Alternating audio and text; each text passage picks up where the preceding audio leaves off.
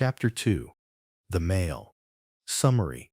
This chapter introduces Mr. Jarvis Lorry, who is traveling in a mail coach from London to Dover, both of which are cities in England. The journey is tense and mysterious, as the passengers are wary of highway robbers. During the trip, a messenger from Tellson's bank approaches with an urgent message for Mr. Lorry. He responds cryptically, hinting at the story's central theme by saying, "Recalled to life." Original text.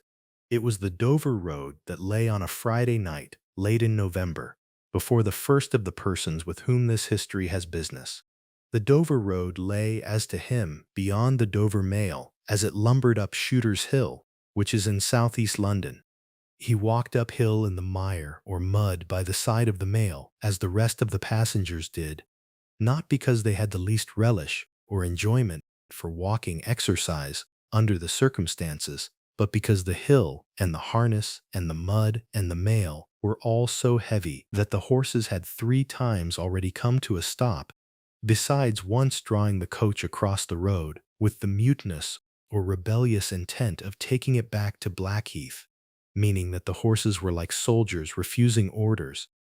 Reins and whip and coachman and guard, however, in combination, had read that article of war or military rule, which forbade a purpose otherwise strongly in favor of the argument that some brute animals are endued with reason, meaning that it was as if the coachman had read the military rule that you are not allowed to let the soldiers, or in this case the horses, have their way, and the team of horses had capitulated or gave in and surrendered and returned to their duty. With drooping heads and tremulous or shaking tails, they mashed their way through the thick mud, floundering and stumbling between whiles, or, on occasion, as if they were falling to pieces at the larger joints, or as if their bodies were breaking apart at the hips and shoulders. As often as the driver rested them and brought them to a stand, with a wary "Whoa-ho! So-ho, then!"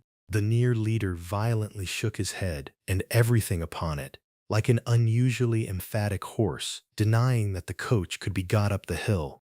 Whenever the leader made this rattle, the passenger started, as a nervous passenger might, and was disturbed in mind. There was a steaming mist in all the hollows, and it had roamed in its forlornness or loneliness up the hill, like an evil spirit seeking rest and finding none, or like a restless ghost with no home. A clammy and intensely cold mist, it made its slow way through the air in ripples that visibly followed and overspread one another, as the waves of an unwholesome sea might do. It was dense enough to shut out everything from the light of the coach lamps but these its own workings and a few yards of road, and the reek or strong, unpleasant smell of the laboring horses steamed into it, as if they had made it all. 2 other passengers, besides the one, were plodding up the hill by the side of the mail. All 3 were wrapped to the cheekbones and over the ears, and wore jack-boots, or large, sturdy boots. Not one of the 3 could have said, from anything he saw, what either of the other 2 was like, and each was hidden under almost as many wrappers from the eyes of the mind as from the eyes of the body of his 2 companions. In those days, travelers were very shy of being confidential on a short notice, meaning that travelers were very cautious about talking openly or sharing personal information with people they had just met, for anybody on the road might be a robber, or in league, or in partnership with robbers.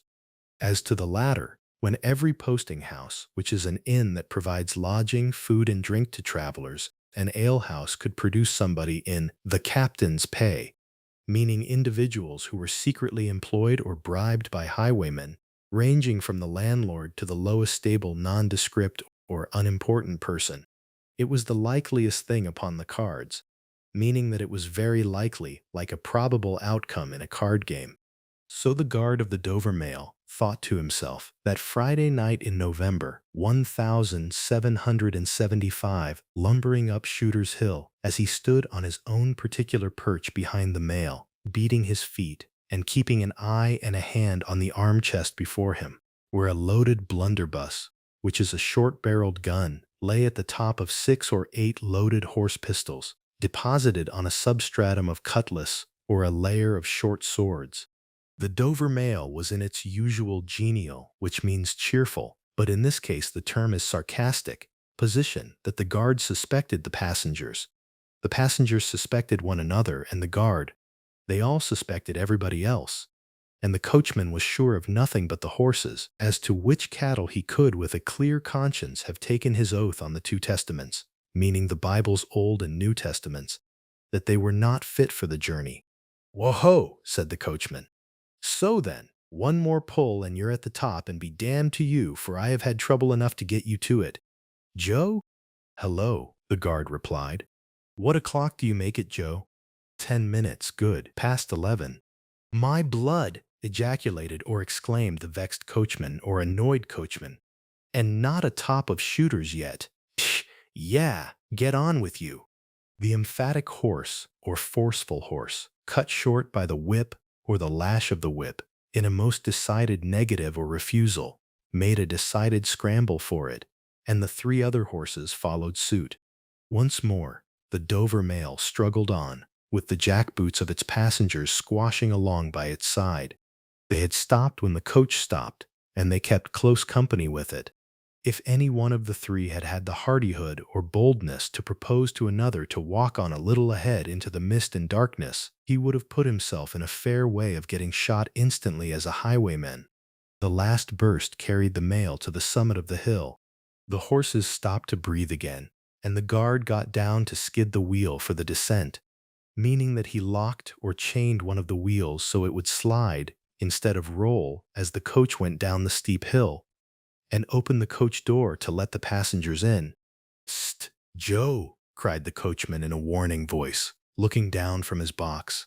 "What do you say, Tom?" They both listened. "I say a horse at a canter, or slow run, coming up, Joe."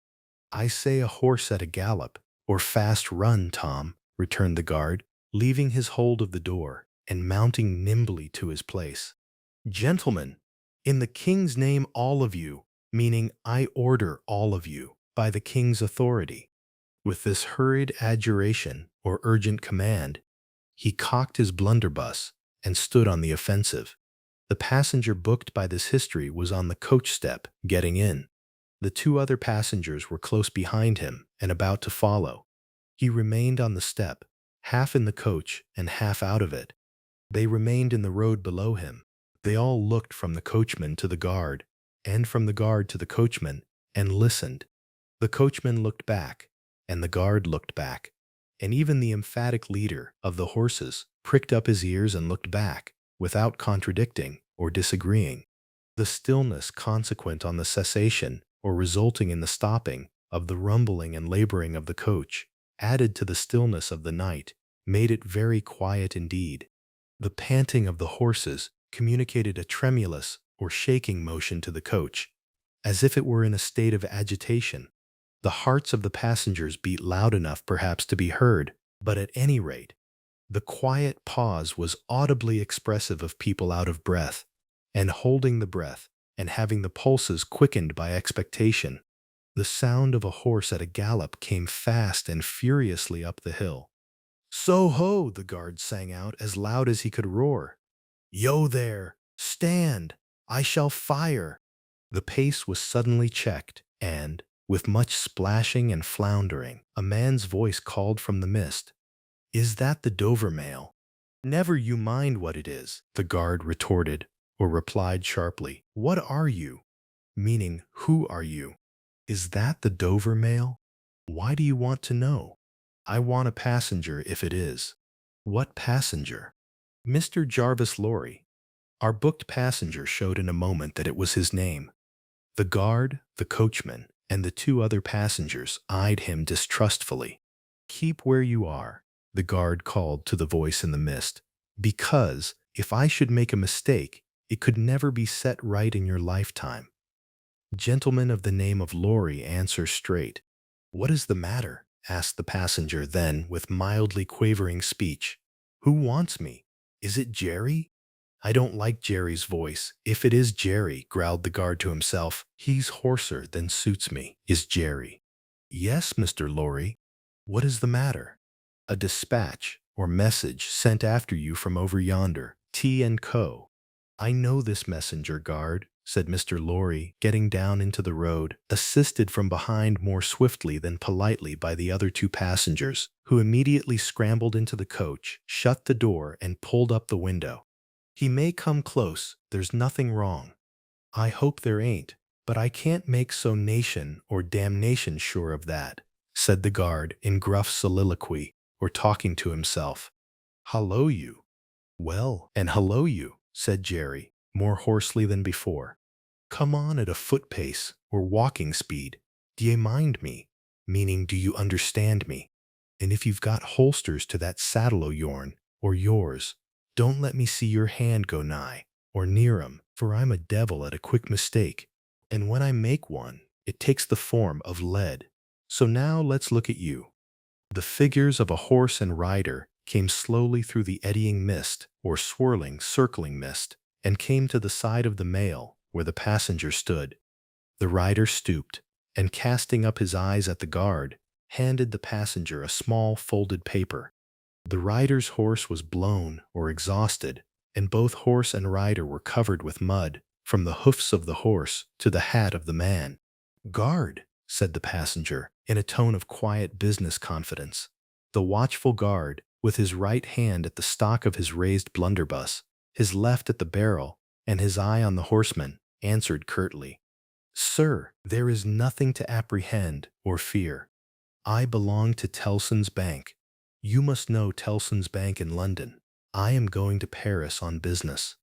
A crown to drink, meaning that he is offering the driver a tip in exchange for a favor. I may read this? If so be as you're quick, sir. He opened it in the light of the coach lamp on that side, and read, first to himself and then aloud. Wait at Dover for mademoiselle? It's not long, you see, guard. Jerry, say that my answer was recalled to life.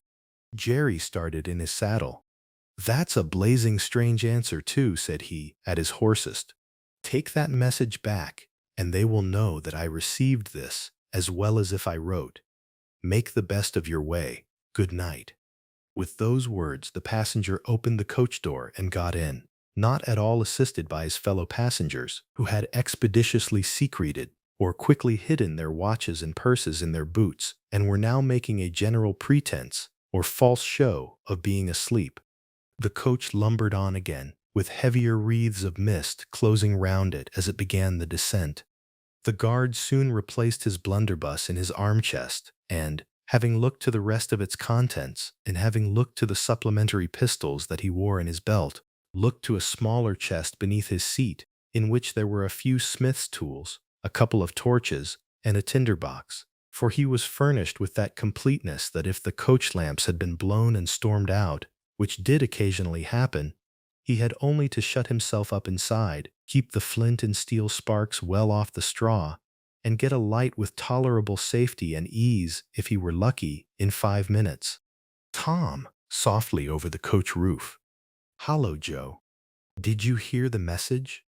I did, Joe. What did you make of it, Tom? Nothing at all, Joe. That's a coincidence, too, the guard mused, for I made the same of it myself. Jerry, who was the messenger on the lone horse, left alone in the mist and darkness, dismounted meanwhile, not only to ease his spent or exhausted horse, but to wipe the mud from his face and shake the wet out of his hat brim, which might be capable of holding about half a gallon. After standing with the bridle over his heavily splashed arm until the wheels of the mail were no longer within hearing and the night was quite still again, he turned to walk down the hill. After that their gallop from Temple Bar, which again is the famous arched entrance to London. Old lady, he is talking to his horse. I won't trust your forelegs or front legs till I get you on the level, said this horse messenger, glancing at his mare. Recalled to life? That's a blazing or very strange message. Much of that wouldn't do for you, Jerry. I say, Jerry, you'd be in a blazing or terribly bad way if recalling to life was to come into fashion, Jerry. Thank you for joining us through this chapter of A Tale of Two Cities. If you're enjoying the story, the vocabulary lessons, and the background information that makes this classic novel more coherent, please hit that subscribe button and turn on notifications. Let's keep learning together. See you in the next chapter.